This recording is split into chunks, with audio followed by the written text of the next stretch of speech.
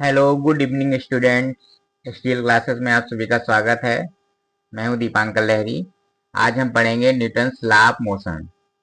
देखो बच्चों, न्यूटन का पहला नियम, जिसको जड़त्व का नियम भी कहते हैं, ये नियम कहता है कोई वस्तु तब तक अपनी स्थिति, विश्राम या गति में बनी रहती है जब तक उस पर कोई बाहरी बल कार्य नहीं करता। इसको जड़त्व का नियम भी कहते हैं। इसको हम एक एग्जाम्पल से समझ सकते हैं।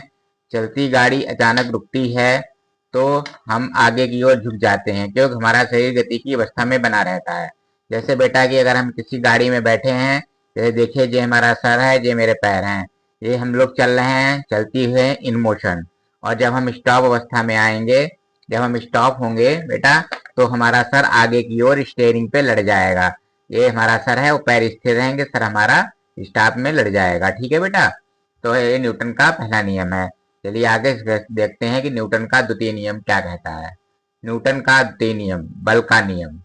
किसी वस्तु या तरण उस पर लगाए गए बल के समानुपाती होता है और उसका द्रव्यमान विपरीत अनुपाती होता है। इसको हम लोग इस फार्मूले से भी लिख सकते हैं, F बराबर ma।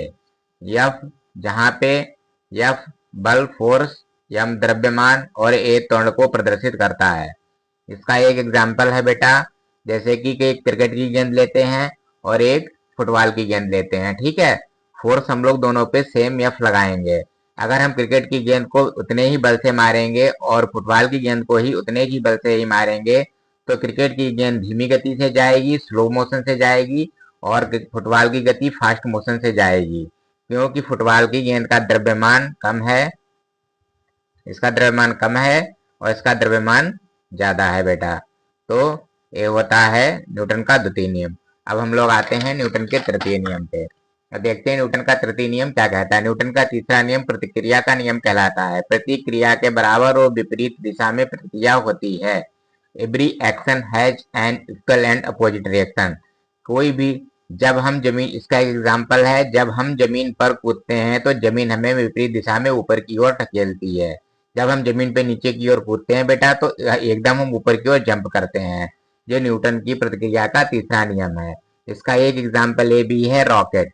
जब बेटा रॉकेट में पीछे की ओर गैस तेजी से छूटती है तो रॉकेट आगे की ओर बढ़ता है, और गैस पीछे की ओर छूटती है तो गैस गैस पीछे छूटती है और रॉकेट आगे की ओर बढ़ता है। इसको न्यूटन की तीसरा नियम है, प्रतिक्रिया का नियम कहते हैं।